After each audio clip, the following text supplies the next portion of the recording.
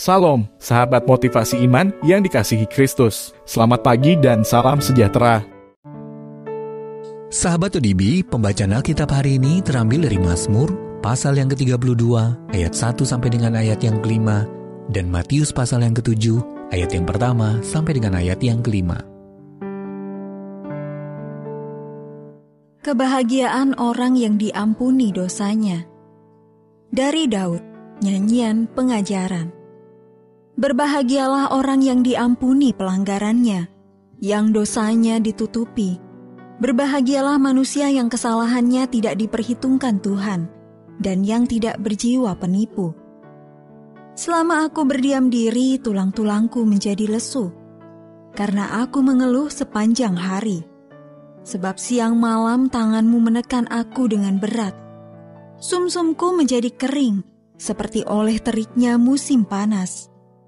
Dosaku kuberitahukan kepadamu, dan kesalahanku tidaklah kusembunyikan. Aku berkata, aku akan mengaku kepada Tuhan pelanggaran-pelanggaranku, dan Engkau mengampuni kesalahan karena dosaku. Hal menghakimi. Jangan kamu menghakimi supaya kamu tidak dihakimi. Karena dengan penghakiman yang kamu pakai untuk menghakimi, kamu akan dihakimi, dan ukuran yang kamu pakai untuk mengukur akan diukurkan kepadamu. Mengapakah engkau melihat selumbar di mata saudaramu, sedangkan balok di dalam matamu tidak engkau ketahui?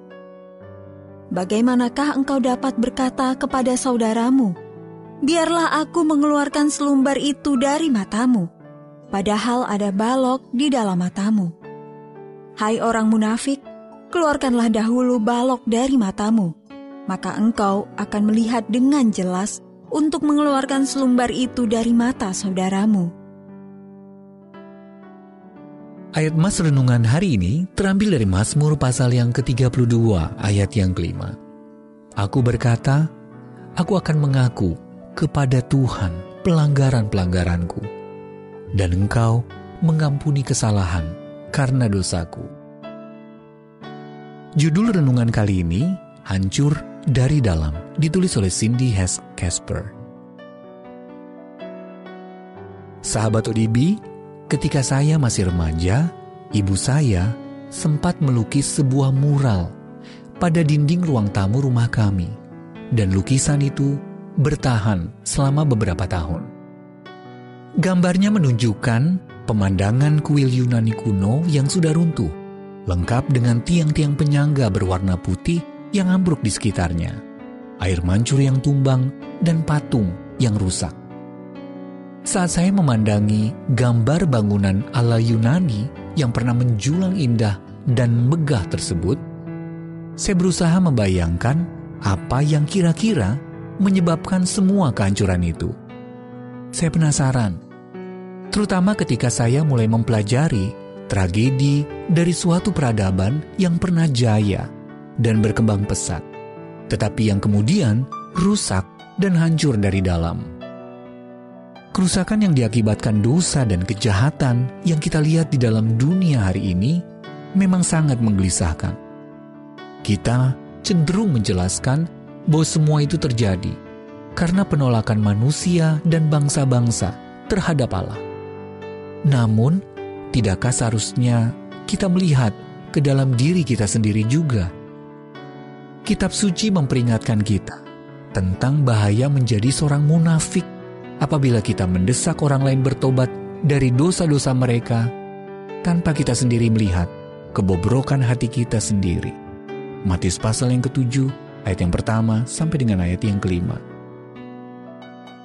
Mazmur pasal yang ke-32 menantang kita untuk melihat dan mengakui dosa kita sendiri.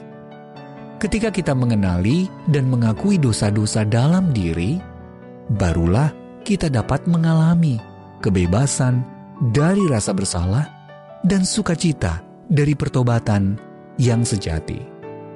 Kemudian, ketika kita bersukacita karena mengetahui Allah memberikan kepada kita pengampunan yang seutuhnya, kita dapat membagikan pengharapan tersebut kepada orang lain yang juga sedang bergumul melawan dosa. Sahabat ODB, apa langkah pertama yang perlu ditempuh untuk mengenali dosa-dosa dalam hidup Anda? Dan mengapa sangat penting mengakui dosa-dosa Anda kepada Allah? Allah Bapa, terima kasih atas anugerah pengampunan-Mu yang menghapuskan kesalahan karena dosaku. Tolonglah aku untuk terlebih dahulu memeriksa hatiku sendiri sebelum mengurusi dosa orang lain.